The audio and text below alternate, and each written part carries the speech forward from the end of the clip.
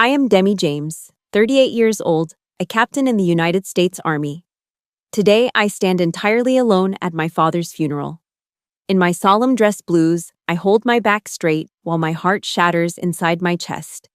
But Vanessa, my older sister, standing there in a plunging designer black dress, leans in to whisper, "Poor Demi, you look so stiff and dry in that uniform." No wonder Darren chose my softness. He said holding you was like hugging a log. She smirks, glancing over at Darren, my ex-fiancé now signing the guest book with a glossy Mont Blanc pen, acting as if he owns this entire ceremony. They think I'm still the loser who ran away 4 years ago. They have no idea that the man stepping out of the black armored SUV outside holds both their lives in his hands. Comment: strength. If you believe the best revenge is massive success. Subscribe to watch karma hit the traitor exactly where it hurts. A light drizzle falls over Ohio, the damp chill seeping through the layers of wool in my army dress blues. I stand guard by my father's casket, my patent leather shoes stained with the mud of the cemetery. The bugle notes of taps pierce the silence. It is the most sacred sound to a military family, a moment when every head should bow in reverence. But not today. The solemnity is shattered by the distinct click-clack of stilettos on stone. Vanessa approaches, and a cloud of Chanel No. 5 suffocates the delicate scent of the white lilies surrounding the grave. She doesn't look at Dad's photo. Instead, she scans the crowd, checking to see if anyone is admiring her custom-cut black dress. Her presence feels like spilling a bottle of black ink over the final, dignified portrait of my father. Vanessa stands too close to me, feigning the posture of a comforting sister for the onlookers. But her words are pure, distilled venom. "God, Demi," she clicks her tongue, her hand smoothing my lapel as if brushing off dirt. "Look at you. 38 years old, no husband, no kids, just these cold metal medals on your chest.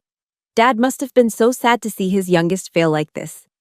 She leans into my ear, whispering cruelly so no one else can hear. "Darren was right. You were born to be a soldier, to suffer, not to be loved. Men need a woman, not a commander." Every word is a dagger aimed straight at my self-esteem, but I am not allowed to cry. A soldier does not weep before the enemy. I stare straight ahead, fixing my eyes on the horizon, refusing to give her the satisfaction of a single tear. Then Darren appears. He steps out of a rented Mercedes S-Class, adjusting a silk tie that looks too expensive for the occasion. He's heavier than I remember, his face shiny with the grease of a man who thinks he has bought the American dream. He walks straight to me, not to offer condolences, but to gloat. "Hello, Demi," he says, his voice dripping with patronage. "I heard you're still at that middle-of-nowhere base in Seattle, JBLM, right? It's a shame. If you had learned to be a little softer back then, maybe you'd be enjoying life like Vanessa is now." He looks at me with pity, the kind of look you give a stray dog shivering in the rain. He wants me to see it. He wants to validate that he discarded me to choose a better, more feminine version. He stands next to Vanessa, their arms linking, presenting themselves as the perfect, successful couple amidst my grief. But the most painful part isn't their words. It is the crowd. My aunts and uncles, the same people who praised me when I graduated from West Point, now shake their heads at me with awkward sympathy. They swarm around Vanessa, oohing and aahing over the diamond ring on her finger. I know for a fact it's financed, likely a credit card debt they are drowning in, but to these people, it looks like success. "Vanessa did so well for herself," they whisper loud enough for me to hear. "Such a lucky girl." I stand there, completely isolated within my own bloodline. They worship the homewrecker and the traitor simply because of the flashy exterior. I make a fist inside my white glove, my fingernails digging deep into my palm until it stings. Yea, though I walk through the valley of the shadow of death, I will fear no evil. I recite Psalm 23 silently in my head. It's the only thing keeping me from screaming. I will not break. Not here, not today. I watch as Darren walks over to the memorial table. He pulls a pen from his breast pocket to sign the guest book. It's a Mont Blanc, glossy black with a gold clip. He flourishes his signature, making a show of it, letting the light catch the resin barrel of the pen. My breath hitches. That pen. It isn't just a pen, it is a trigger. The sight of that glossy black instrument in his hand drags me violently away from the cemetery, pulling me back 4 years into the past, to the moment that pen signed away my innocence. The glossy shine of that Mont Blanc pen in Darren's hand acts like a hypnotic trigger, dragging my consciousness backward. The gray skies of the cemetery dissolve, replaced by the warm, humid air of a late summer evening 4 years ago. I was a different person then. I was 24, a first lieutenant, and naively optimistic. I had just returned from a grueling 2-week field training exercise. My boots were caked in dried mud, my hair was a disaster of frizz and sweat tied back in a messy bun, and I smelled like diesel fuel and damp earth. But I didn't care. I didn't go home to shower. I wanted to see him first. I drove straight to Darren's office in downtown Columbus. On the passenger seat sat a white paper takeout bag from Siam Orchid, filling my Jeep with the savory aroma of pad thai and peanut sauce. It was his favorite. I smiled to myself as I merged onto the highway, rehearsing the moment in my head. I imagined him looking up from his desk, tired from working late as he always claimed, his face lighting up when he saw me. He would hug me, dirt and all, and say, "Welcome home, warrior." I truly believed Darren was my safe harbor. In a life defined by strict orders and harsh deployments, I thought he was the one civilian softness I was allowed to keep.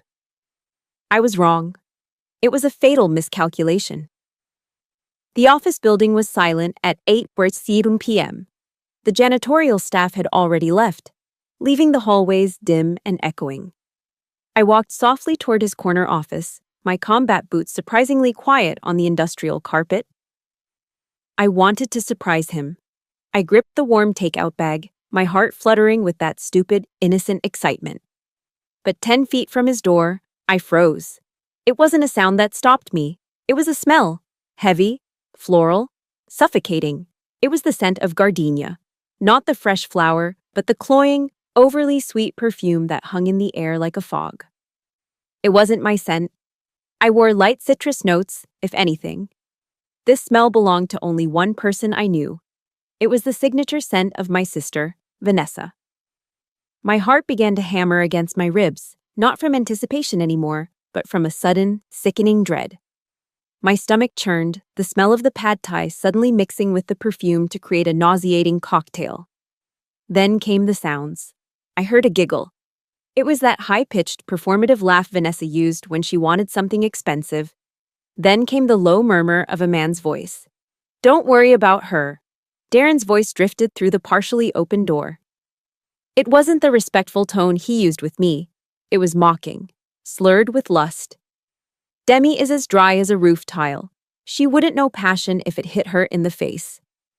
"Poor thing," Vanessa purred. "She tries so hard to be a man." The blood drained from my face. My hands went numb. I didn't want to believe it. I needed to see it. I needed the visual confirmation to kill the hope that was still gasping for air inside me. I pushed the heavy oak door open. The bag of food slipped from my fingers. It hit the floor with a wet thud, the container bursting open. Steaming noodles and orange sauce splattered across the pristine carpet, but neither of them looked at the mess. They looked at me. The scene before me was a tableau of absolute betrayal. They were entangled on the leather Chesterfield sofa in the corner. But what made my vision blur with rage wasn't just the nudity. It was what Vanessa was wearing.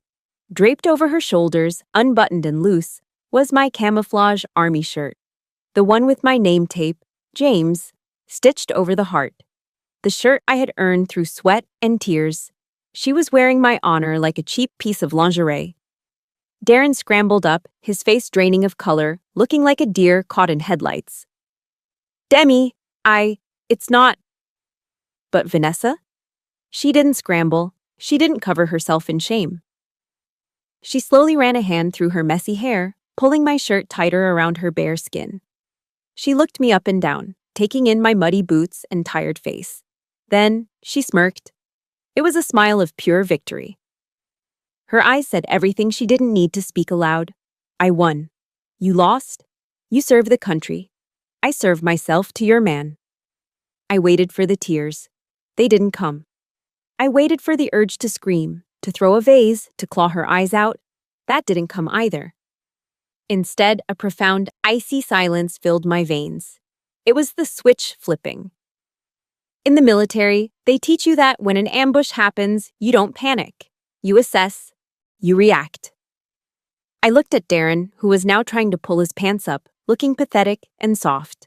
Then I looked at the engagement ring on my left hand. A solitaire diamond that I had been so proud to show off. Now, it just looked like a shackle. Slowly, deliberately, I pulled the ring off my finger. My hand felt lighter instantly. I walked to the glass coffee table in front of them. I didn't throw the ring. I placed it down with a sharp, deliberate clink against the glass. The sound rang out like a judge's gavel. "You two pieces of trash deserve each other," I said. My voice was steady, void of any emotion. It scared me how calm I sounded. I turned my back on them. I left the ruined food on the floor. I left the man I thought I loved. I left my sister, and I left the old Demi in that room. If you would have walked away with your head held high just like Demi, hit the like button right now. Let me know in the comments by typing "walk away" to show that you support her decision to choose dignity over drama. I walked out to the parking lot, the cool night air hitting my face. I climbed into my Jeep, the engine roaring to life, drowning out the silence of my shattered life. I didn't look back at the office window. I just put the car in drive and headed toward the interstate. I didn't know where I was going, but I knew I couldn't stay in Ohio a second longer. That night, I didn't just pack, I evacuated. I threw my duffel bags and a box of essential documents into the back of my old Jeep Wrangler, like I was fleeing a war zone. In a way, I was.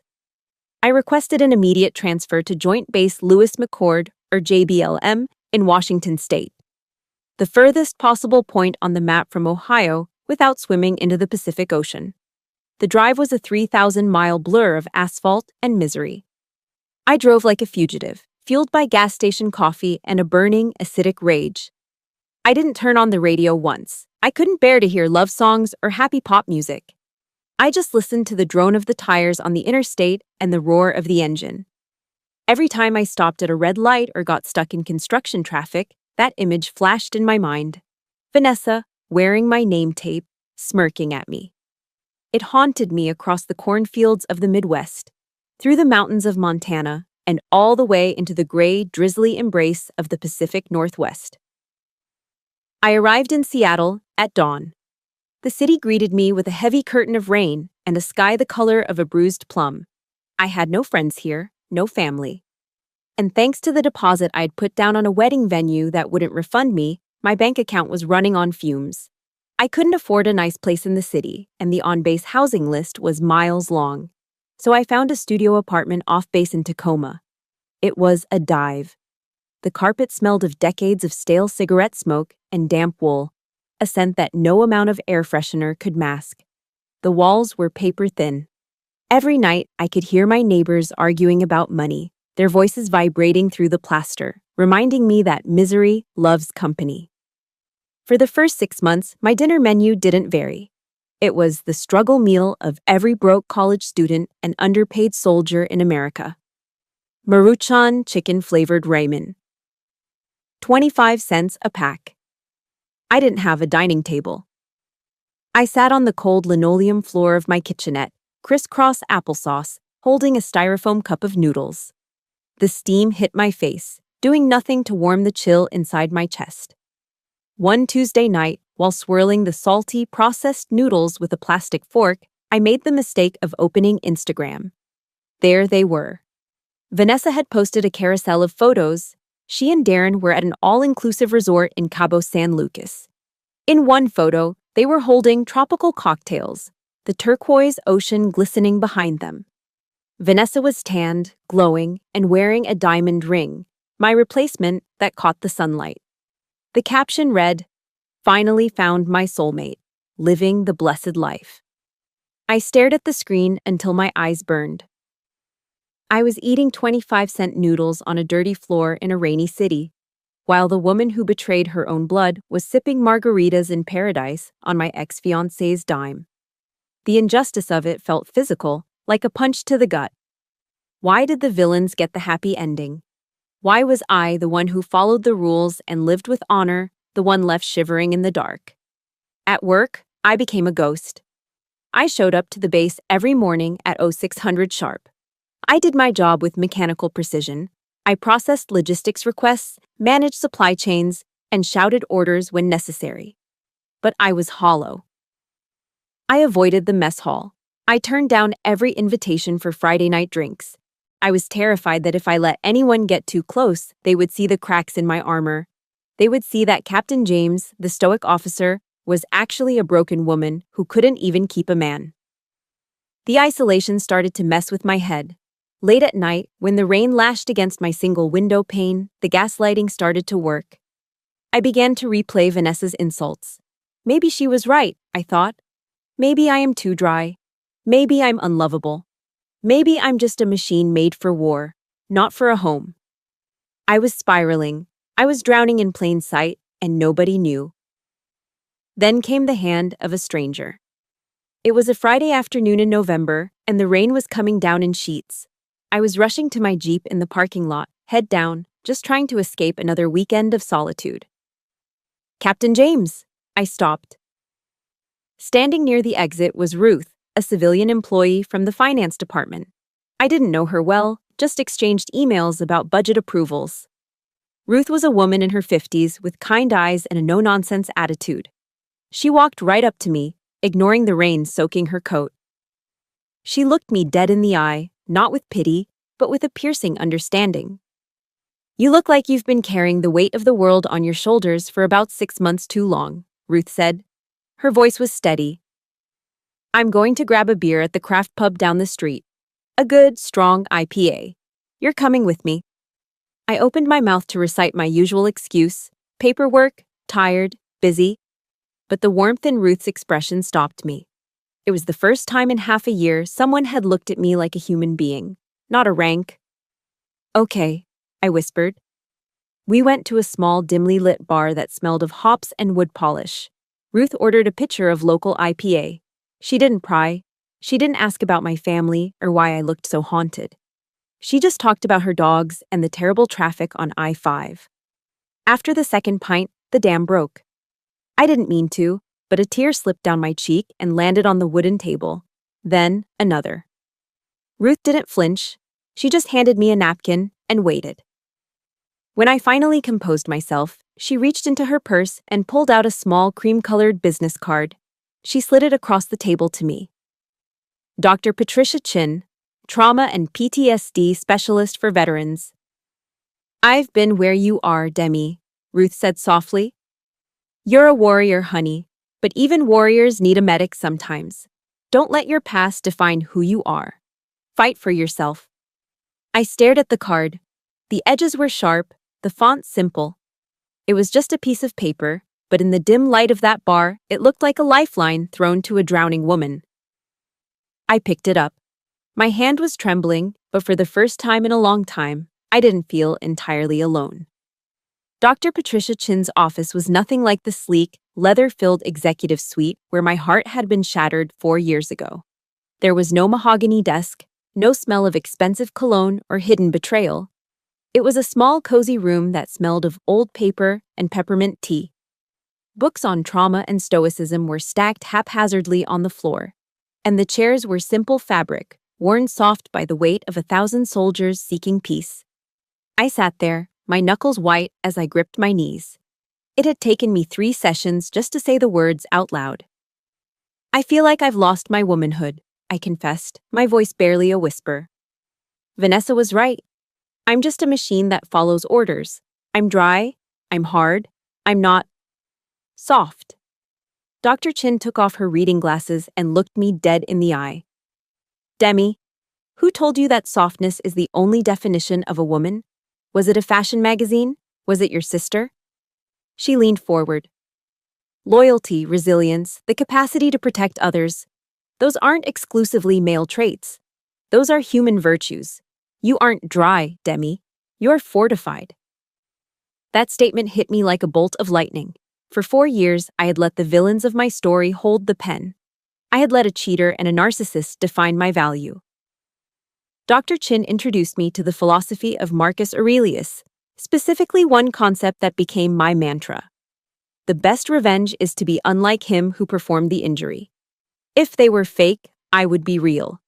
If they were cruel, I would be disciplined. That discipline started the next morning at 04:30.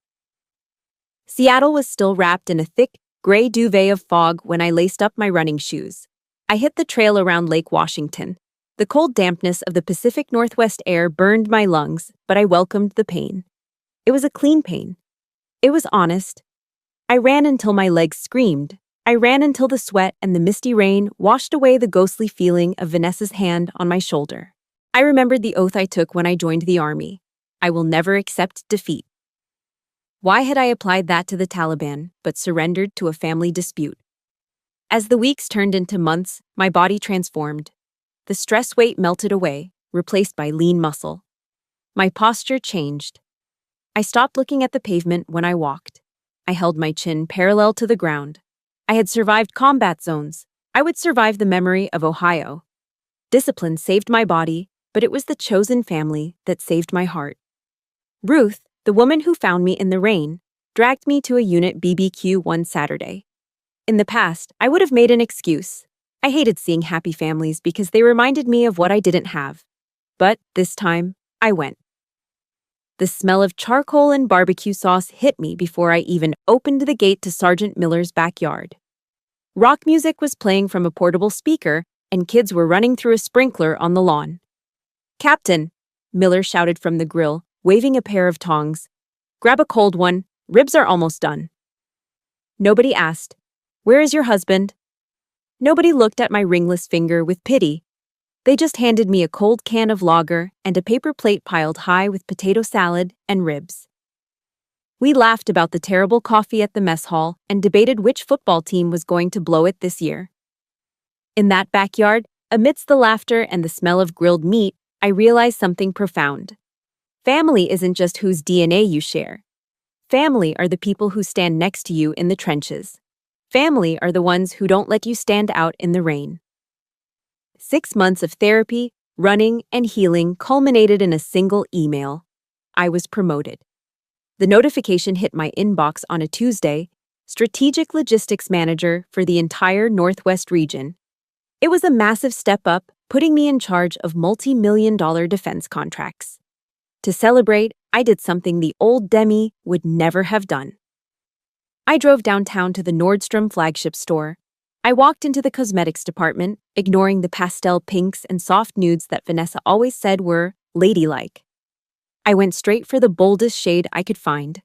It was a deep, rich burgundy. I remembered Vanessa's voice in my head. "That color makes you look old, Demi. It's too aggressive." I bought it. I went to the car, flipped down the visor mirror, and applied the lipstick. It glided on smooth and dark, the color of a fine wine, or perhaps the color of dried blood on a bandage. I looked at myself in the rearview mirror. The woman staring back wasn't dry. She wasn't a victim. She looked powerful. She looked mysterious. She looked like someone you didn't want to mess with. I smiled, and my teeth looked white against the dark red. This wasn't makeup. This was war paint.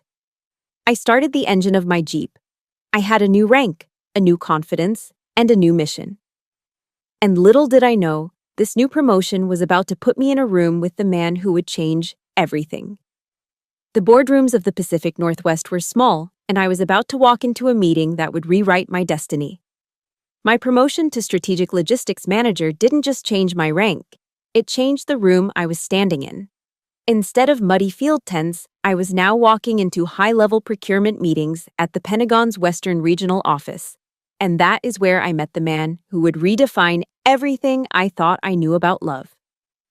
Marcus Hamilton was sitting at the head of the mahogany conference table. He was the CEO of Apex Defense, the largest military contractor in the region. Unlike the loud, flashy businessmen I was used to, men like Darren, who wore their wealth like a neon sign, Marcus exuded quiet luxury. He wore a charcoal gray suit that fit him so perfectly it had to be bespoke. There were no visible logos, no flashy gold cufflinks, but I knew the fabric was clearer and more expensive than Darren's entire wardrobe combined. When I stood up to present my report on supply chain vulnerabilities, Marcus didn't check his watch. He didn't look at his phone. And most importantly, he didn't stare at my chest or my legs. He looked me dead in the eye. He listened. He took notes with a vintage fountain pen, his movements precise and deliberate. When I finished, the room was silent. Marcus capped his pen and leaned back.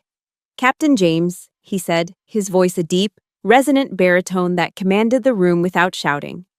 "That was the sharpest analysis of the Pacific supply route I have heard in 5 years. You just saved my company and the taxpayers millions." He wasn't flattering me to get into my pants. He was respecting my brain. For a woman who had been told she was too dry and too rigid, being admired for my competence felt like drinking cool water after a long march in the desert. 2 weeks later, he invited me to dinner. He didn't take me to a 5-star hotel with a dress code where he could show me off like a trophy. He took me to Pike Place Market. We walked down Post Alley to the pink door. There was no sign, just a faded pink door in a brick wall. It was a place for locals, for people who knew quality and didn't need to advertise it. We sat on the deck overlooking Elliott Bay, the ferry boats cutting through the dark water below. When the waiter arrived, I instinctively froze. My muscle memory from 4 years with Darren kicked in. Darren always ordered for me. "She'll have the garden salad, dressing on the side." We're watching her waistline. Marcus simply handed me the menu and smiled. "The lasagna here is legendary, but get whatever makes you happy, Demi." I ordered the lasagna. Rich, cheesy, and full of carbs. And as we ate, we talked. We didn't talk about money or gossip. We talked about architecture, about the geopolitical shifts in Europe, about old jazz records. When we walked back to the parking garage, I braced myself to see a flashy sports car. Instead, Marcus unlocked a dark blue Volvo SUV. "A Volvo?" I teased him, raising an eyebrow.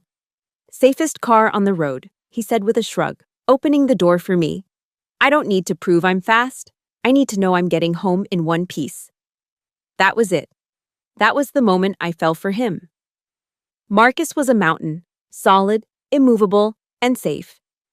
Darren had been a balloon, colorful, full of hot air, and waiting to pop.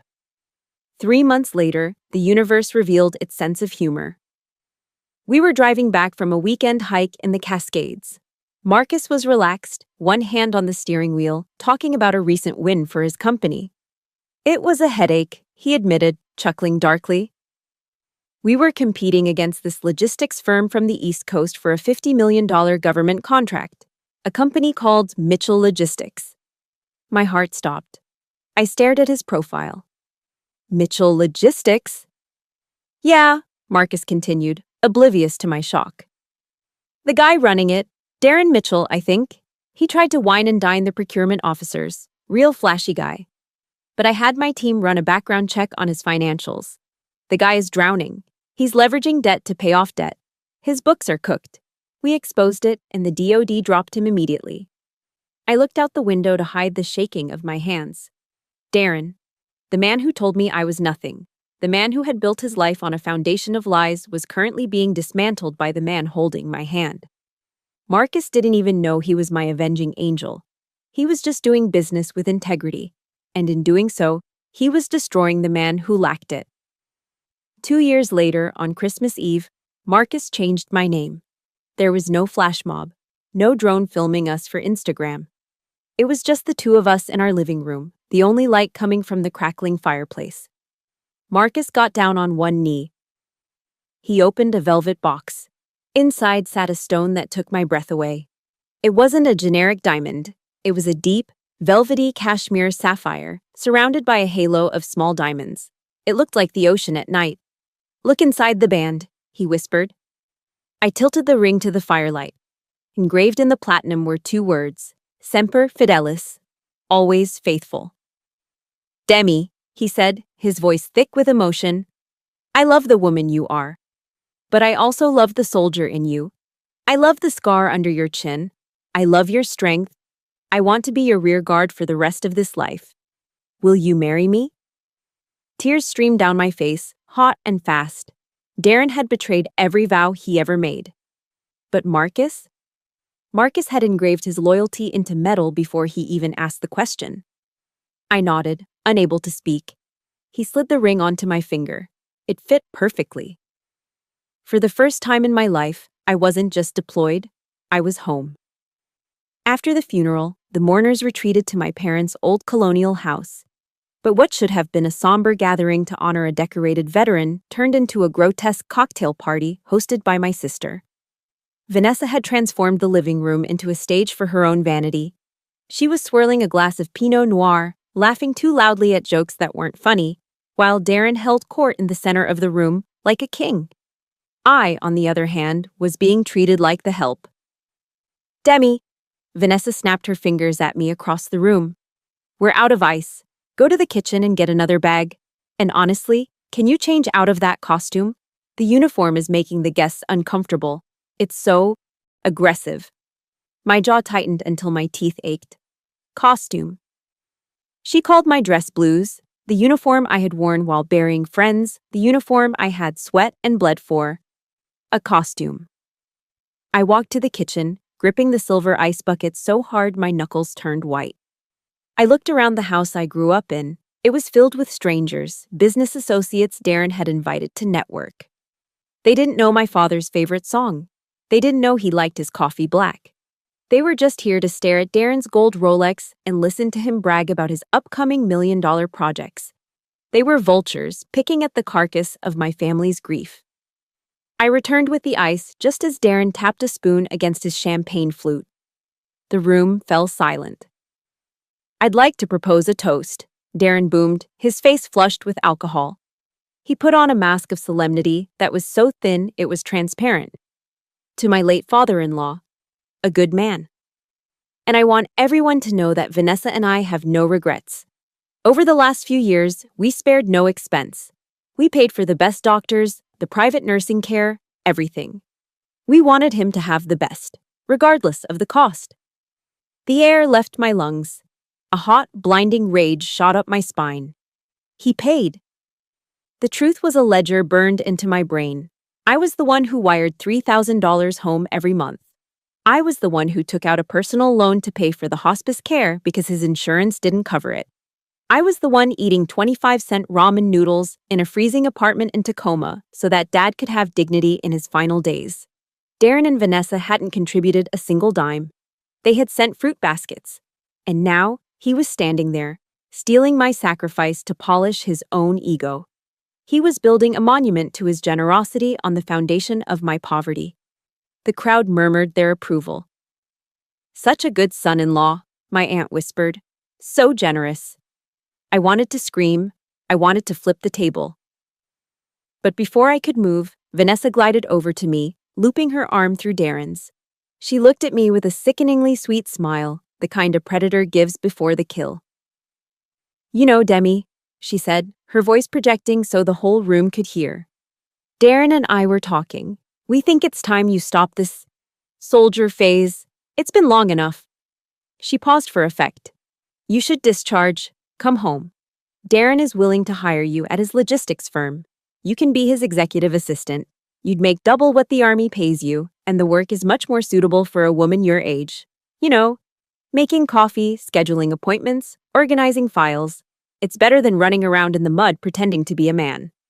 The room erupted in polite, chuckling laughter. My relatives nodded in agreement. That's a great offer, Demi, Uncle Bob said, raising his beer. You should take it. Maybe you'll finally find a husband if you're in a corporate office. That was it. The final line had been crossed. They weren't just insulting me anymore. They were spitting on the flag I served. They were reducing a captain in the United States Army, a woman who managed multi-million-dollar supply chains and commanded soldiers, to a coffee girl. They thought my worth was zero because I didn't have a husband or a flashy car. The sadness evaporated. In its place, a cold, crystalline clarity took over. It was the zone. The heartbeat slows. The vision sharpens. The target is locked. I set the ice bucket down on the coffee table. Thud. The sound was heavy enough to cut through the chatter. I slowly pulled off my white gloves, finger by finger, and tucked them into my belt. I looked at Vanessa, then turned my gaze to Darren. "Thank you for the offer," I said. My voice wasn't loud, but it had the steel timbre of a command, and it silenced the room instantly. "But I'm afraid I can't accept." "Don't be proud, Demi," Darren scoffed, swirling his drink. "It's charity. Take it." "I can't take it," I continued, my eyes boring into his. "Because my husband wouldn't be very happy if I quit my career to work for a company that is currently filing for Chapter 11 bankruptcy." The silence that followed was absolute. You could hear a pin drop. Darren's face went from flush to ghostly pale in a millisecond. "Excuse me?" he choked out. "Your husband?" Vanessa let out a shrill, nervous laugh. "Husband? Oh, Demi, have you lost your mind? Did you hire an actor to impress us? You're delusional." "Am I?" I reached into my pocket and pulled out my phone. I didn't look at them, I looked at the screen. If you are cheering for Demi right now, hit that like button and comment, "True Queen," below. Let's show the world that real class doesn't need to shout. I typed a single message to the contact saved as My North Star. Time on target. Execute. I hit send. "I'm not the one pretending, Vanessa," I said softly. "But the man outside, he doesn't pretend." At that exact moment, the heavy oak front door vibrated with an authoritative ding-dong. It wasn't a polite knock. It was a summons. The reckoning had arrived. After I dropped the bomb about my husband and the bankruptcy, the silence in the living room lasted exactly 3 seconds. Then, the room exploded into laughter. It wasn't a warm, genuine laugh. It was jagged and hysterical, led by Vanessa. She threw her head back, the sound of her cackle echoing off the walls like shattering glass. "Your husband," she gasped, wiping a tear of mirth from her eye. "Oh, Demi, honey, I knew you were desperate, but I didn't think you were delusional. What did you do? Hire some struggling actor from a local theater group to come here and pretend to love you?" Darren shook his head, looking at me with that same nauseating mixture of pity and condescension. He walked over and patted my shoulder, his hand heavy and patronizing. "Demi," he said, lowering his voice to a stage whisper so everyone could hear how caring he was. "I get it. It's hard seeing us so successful while you're stuck. But lying like this? It's a cry for help. Maybe I should call a professional. I know a good psychiatrist who deals with midlife crises and pathological lying." The guests nodded in agreement, sipping their wine, whispering behind their hands. "Poor thing," they mouthed. "She's finally snapped." They didn't believe me. In their narrow materialistic worldview, it was physically impossible for a woman like me, dry, career-focused, and unadorned, to attract a man, let alone a husband. Their contempt had reached the pinnacle of ignorance. They were standing on the deck of the Titanic, mocking the iceberg, completely unaware that the hull had already been breached. 50 yards away, the atmosphere was entirely different. A black Cadillac Escalade, sleek and ominous like a shark in dark water, idled at the curb. Rainwater beaded on the bulletproof glass, reflecting the gray Ohio sky. Inside, the air was conditioned to a perfect 68 degrees, smelling faintly of leather and expensive cologne. Marcus Hamilton sat in the back seat. He wasn't laughing. He was adjusting his white gold cufflinks with surgical precision. On his lap sat an iPad Pro, the screen glowing with a dossier that would end Darren Mitchell's career. Federal tax liens totaling $400,000, Marcus murmured to himself, scrolling through the PDF. Payroll missed for the last 3 months, 2 lawsuits from subcontractors for non-payment, and here it is. The second mortgage on the house, taken out at a predatory interest rate just to lease a Mercedes and buy a fake ring. He shook his head. He hadn't flown across the country to get into a fistfight with Darren. That was beneath him. He was here to dismantle Darren with the most lethal weapon in America, the truth. Beside him on the leather seat lay a bouquet of white tulips. In the language of flowers, they symbolized forgiveness and new beginnings. But today, Marcus intended them to be a funeral wreath for Darren's ego. Sir, his driver and head of security, a massive man named Silas, spoke from the front. We are clear. Do you want me to accompany you to the door? No, Silas, Marcus said, closing the iPad. I want to look him in the eye myself. Just keep the umbrella ready. Marcus stepped out of the vehicle. His hand-stitched Italian leather shoes hit the wet pavement with a solid, authoritative thud. Silas was there instantly, holding a large black umbrella over him, shielding him from the drizzle. As Marcus walked up the driveway, neighbors who were walking their dogs stopped to stare. In this quiet suburban neighborhood, Marcus didn't look like a guest. He moved with the easy, terrifying confidence of a general entering a territory he had already conquered. He knew his wife was in there. He knew she was taking fire. And he was about to turn those verbal bullets into dust. He reached the front porch. He didn't knock. He pressed the doorbell. Ding-dong.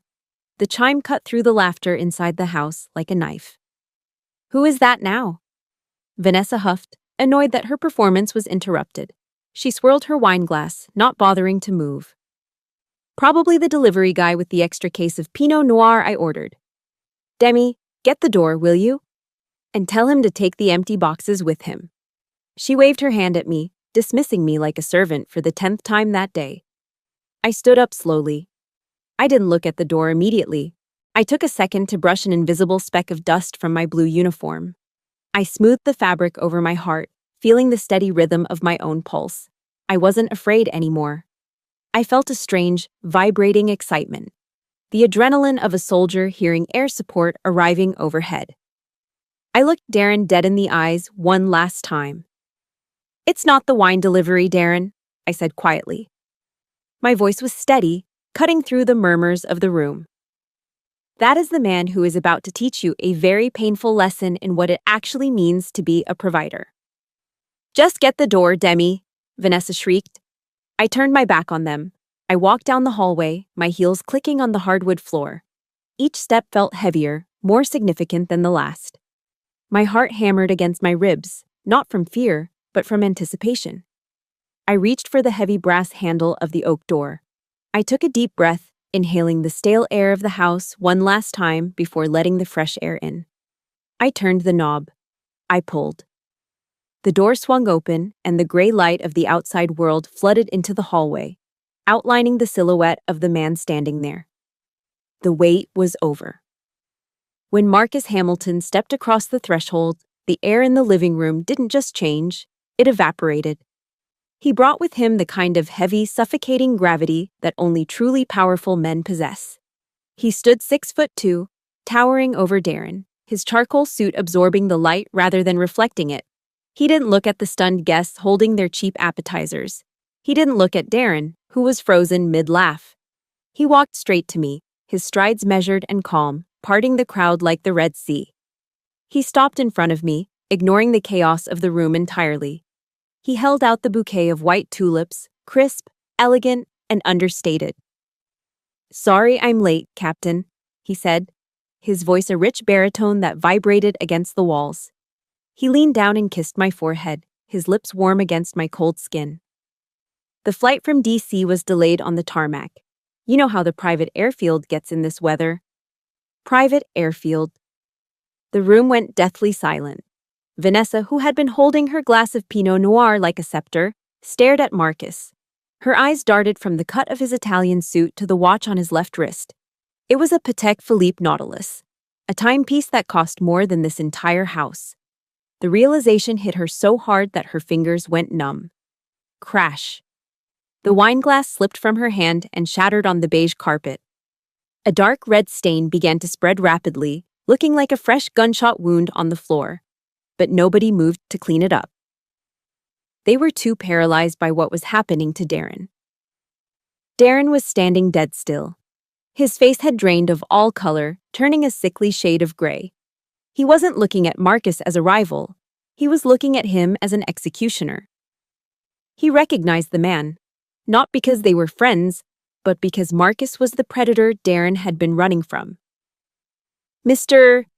Hamilton, Darren stammered, his voice cracking like a teenager's. Director Hamilton, of Apex Defense? Marcus finally turned his head.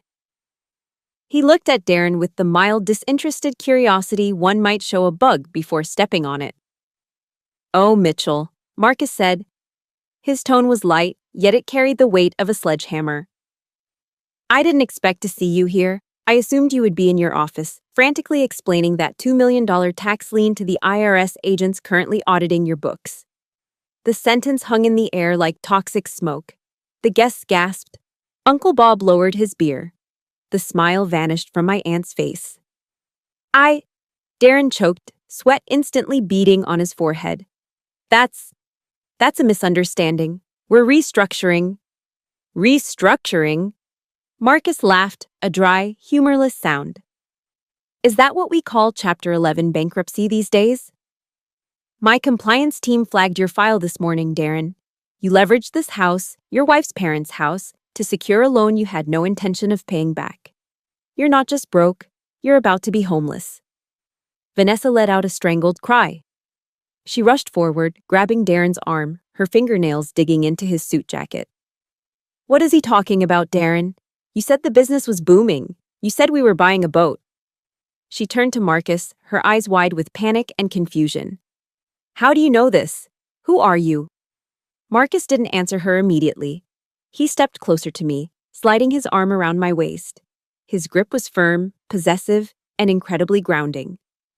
"I am the man who just acquired the Department of Defense logistics contract that your husband tried to bribe his way into," Marcus said calmly. "I'm the reason his company is dissolving." He paused, letting the information sink in. Then he delivered the final blow. "But more importantly," Marcus continued, his voice dropping an octave, becoming deadly serious, "I am Demi's husband. We've been married for 2 years." Vanessa's mouth fell open. She looked from the sapphire ring on my finger to the man holding me, realizing that the actor she mocked was actually the most powerful man in the state. Marcus looked Vanessa dead in the eye. "And I want to thank you, Vanessa." "Thank me," she whispered, trembling. "Yes?" Marcus smiled, but it didn't reach his eyes. "Thank you for taking this man off her hands 4 years ago. If you hadn't been so greedy, if you hadn't stolen him, I never would have met Demi. You took the trash out so I could find the treasure. For that, I am genuinely grateful." It was a double tap to the heart. He hadn't just beaten them financially, he had completely dismantled their moral victory.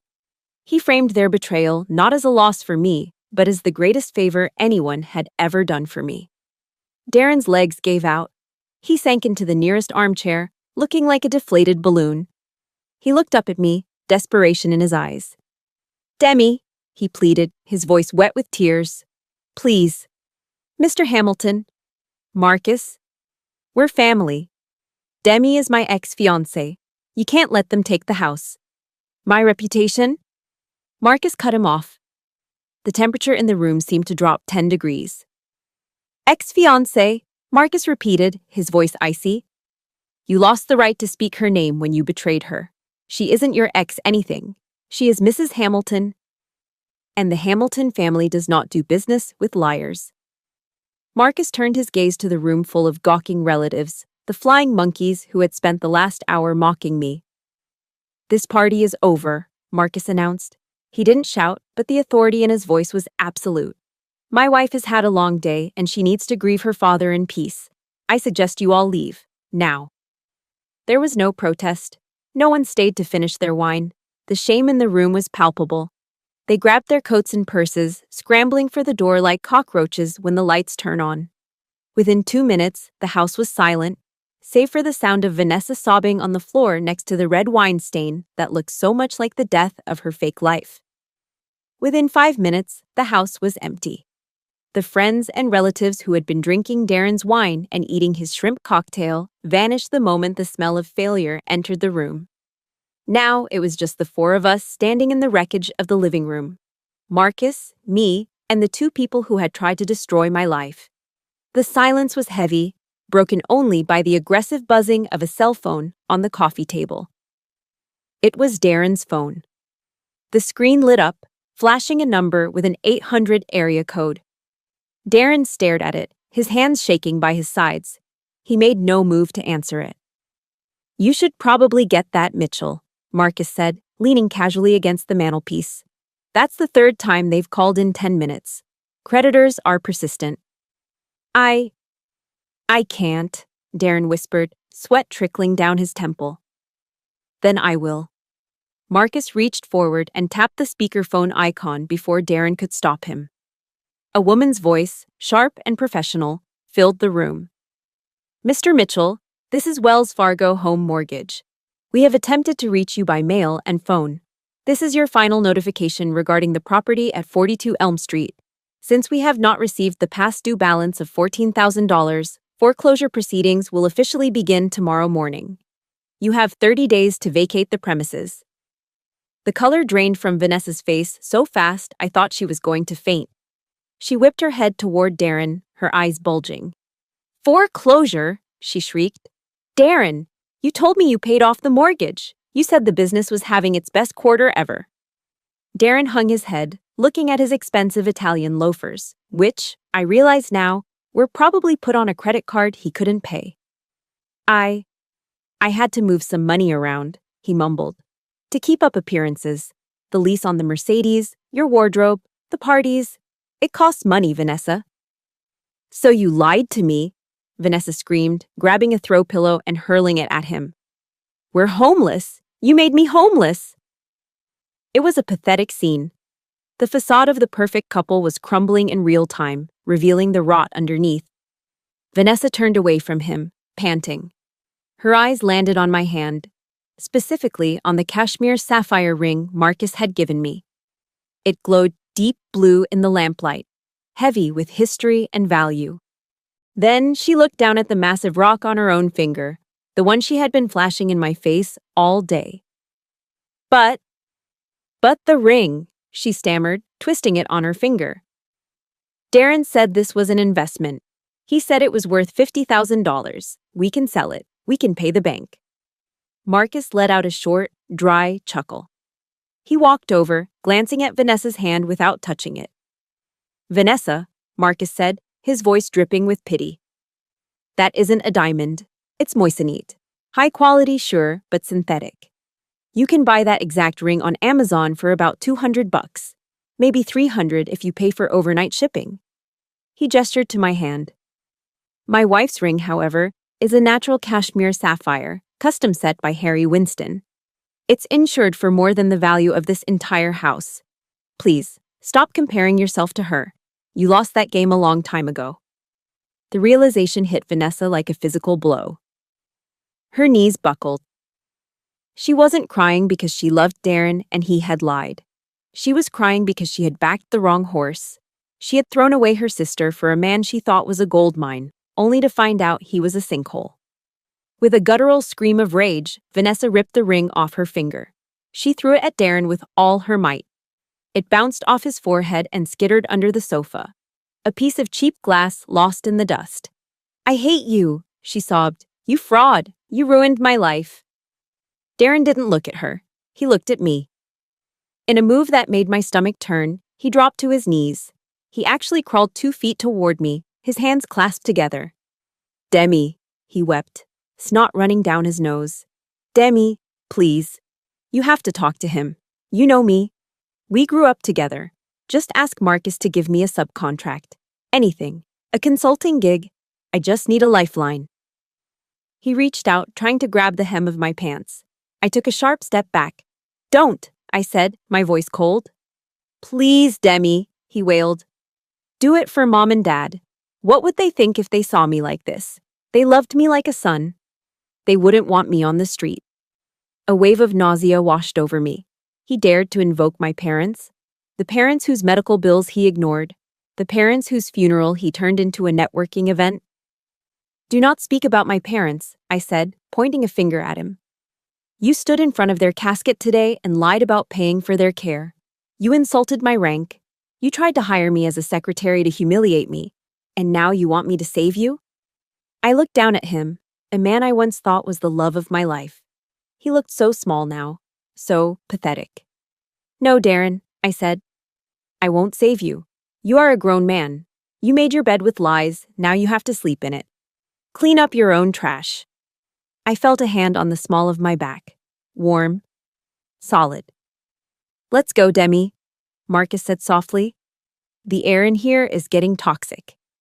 We turned around and walked toward the front door. Behind us, the sounds of chaos erupted again. Vanessa was screaming about her credit score. Darren was sobbing.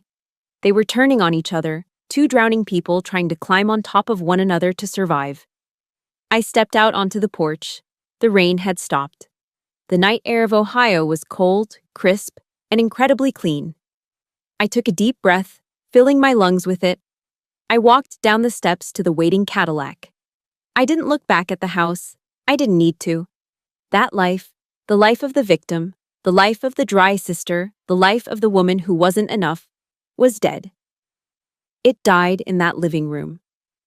I climbed into the car, and for the first time in 4 years, the knot in my chest completely uncoiled. I had won. And I didn't even have to fire a single shot. The flight back to Seattle was quiet. The hum of the jet engines created a cocoon of white noise that separated us from the chaos we had left behind in Ohio. Marcus was asleep in the seat next to me, his hand resting protectively over mine. In my lap lay the only thing I had taken from my parents' house before leaving, my father's old leather-bound journal. I had found it tucked away in the bottom drawer of his desk, hidden beneath stacks of medical bills that I had paid. My hands trembled as I opened it to the last entry, dated just 3 weeks before he died. The handwriting was shaky, the script of a man whose body was failing, but whose mind was still sharp. I read the words through a blur of tears. I know Demi is suffering alone out there. She doesn't say it, but I hear it in her voice on the phone. My little girl is tough as steel, but even steel feels pain when it's forged in fire. Vanessa has chosen the path of appearance. She wants the world to look at her. But Demi chose honor. She wants to serve the world. I am so proud of my soldier. I only pray that one day she finds a man who is worthy of that brave heart. A sob escaped my throat, loud enough to wake Marcus. He didn't ask what was wrong. He saw the book, saw my face, and simply pulled me into his chest. I buried my face in his shirt, letting go of the last jagged piece of resentment I had been carrying. I hadn't been invisible. Dad had seen me. He had always seen me. I wasn't the black sheep. I was the quiet shepherd he trusted. I wasn't alone. 2 weeks later, the final test arrived in the form of a vibration on my phone. I was in the kitchen making coffee when a text message popped up. It was from Vanessa. It was a long, rambling block of text, devoid of any punctuation or apology. Demi, you have to help me. Darren took the car and left. He left me with nothing but the debt. The bank is coming on Monday. I have nowhere to go. You're rich now. You have to send me $10,000. Just a loan, please. We are sisters. Family helps family. I stared at the screen, reading the words, "Family helps family." The audacity was breathtaking. This was the woman who told me I was unlovable. The woman who wore my uniform as a joke. The woman who tried to make me her husband's secretary. And now, when the ship she drilled holes in was sinking, she wanted me to throw her a life vest made of cash. I looked out the kitchen window. In the backyard, under the soft gray drizzle of the Seattle morning, Marcus was kneeling in the dirt. He was planting the bulbs we had bought earlier that week. I looked back at the phone. 4 years ago, I would have sent the money. I would have tried to buy her love. But I wasn't that woman anymore. I didn't type a reply. I didn't lecture her. I simply tapped the small I icon in the corner of the screen, scrolled down to the bottom in red text, and pressed block caller. The message disappeared. The connection was severed. It wasn't an act of cruelty. It was an act of self-preservation. I realized I had no responsibility to save the people who had tried to drown me. I put the phone down on the counter and walked out the back door. The air outside smelled of wet earth and pine needles, the signature scent of the Pacific Northwest. I walked over to the garden bed and knelt beside Marcus. My knees sank into the damp soil, ruining my clean sweatpants, but I didn't care. "Everything okay, Captain?" Marcus asked, wiping a smudge of dirt from his cheek. I looked at the row of white tulips he had just planted. In the spring, they would bloom, strong, resilient, and pure. white tulips for forgiveness. Not forgiveness for them, but forgiveness for myself. Forgiving myself for staying too long. Forgiving myself for believing I wasn't enough. I'm okay, I said, grabbing a trowel to help him cover the bulbs. Actually, I'm better than okay. I'm home. We spent the rest of the morning in silence, working the earth, our hands dirty and cold, but our hearts full. Real happiness wasn't found in the clinking of champagne glasses or the applause of a fake crowd. It was here, in the quiet, in the dirt, with the one person who knew my soul. An hour later, I stood in front of the full-length mirror in our bedroom. I was dressed in my uniform. The blue fabric was crisp, the golden buttons gleaming under the lights. I ran my finger over the ribbons on my chest, each one a story of survival. Then, I touched the faint scar under my chin. Darren had called it a flaw.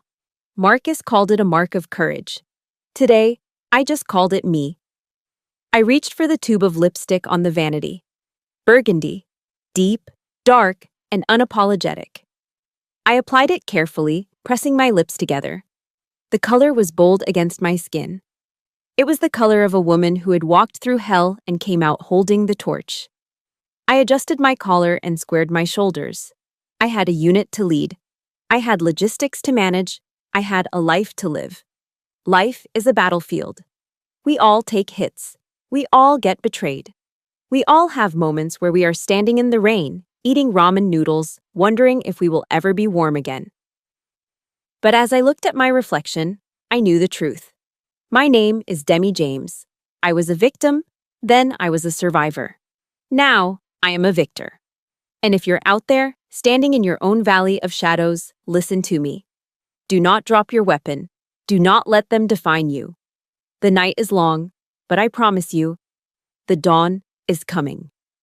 Looking back, the most expensive lesson I paid for wasn't about money. It was about definition. For years, I allowed Vanessa and Darren to hold the pen that wrote my life story. They labeled me cold, unlovable, and broken. And for a long time, I believed them. But here's the truth I want you to take with you today. Your value does not decrease based on someone else's inability to see your worth.